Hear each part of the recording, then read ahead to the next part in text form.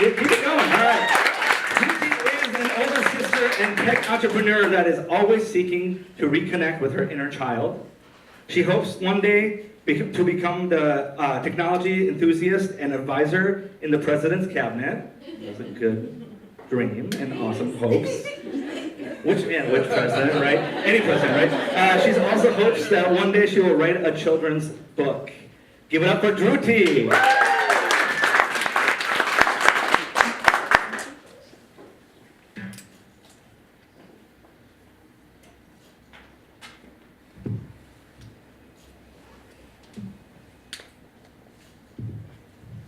All right. Good? All right, let's get this started.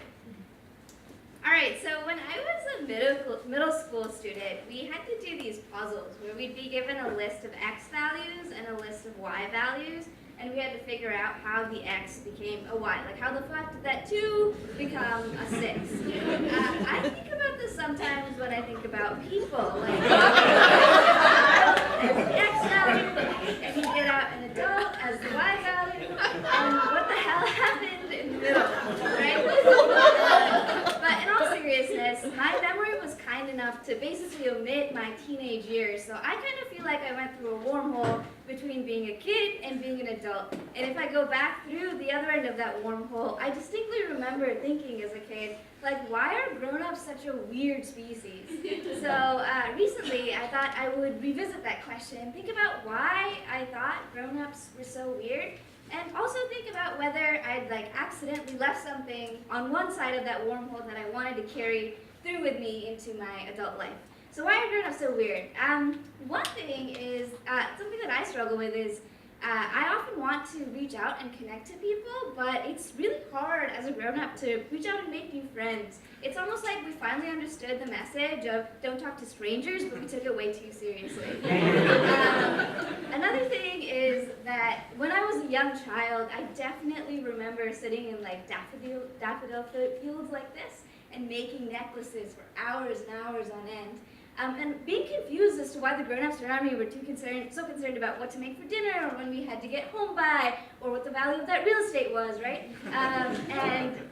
So I think that's something beautiful about children. They really know how to live in the moment.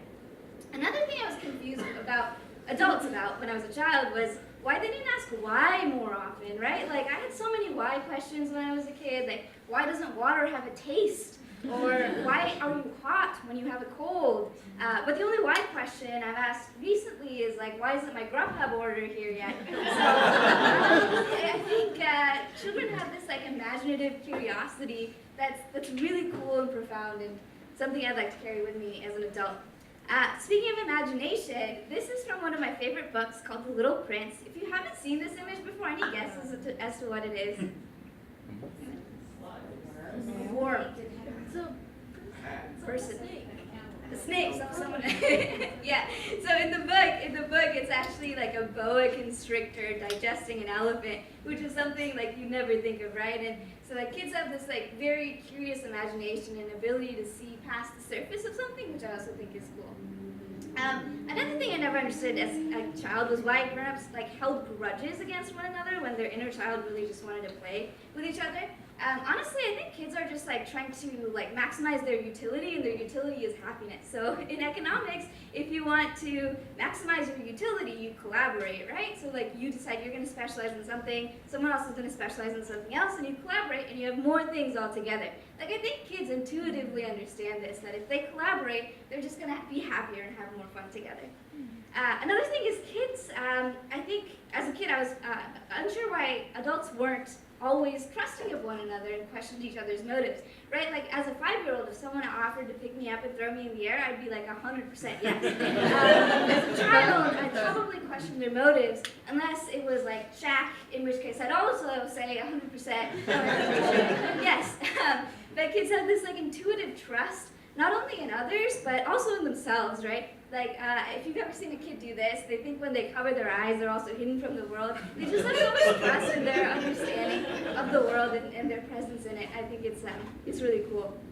So Going back to The Little Prince, one of my favorite quotes from the book is, "All grown-ups were once children, but only a few of them remember it." I actually don't think this is true. I think all of us remember the child that was once within us. We just maybe have to dig a little to find that child again and to resurface what that was like. So I'm really glad that I went back and thought more about what it was like to be a kid. I think I gathered some things that I want to carry with me into my adult life too.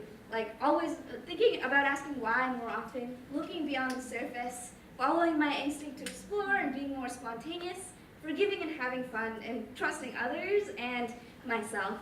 So maybe after this talk, you will also think about being a little more childish.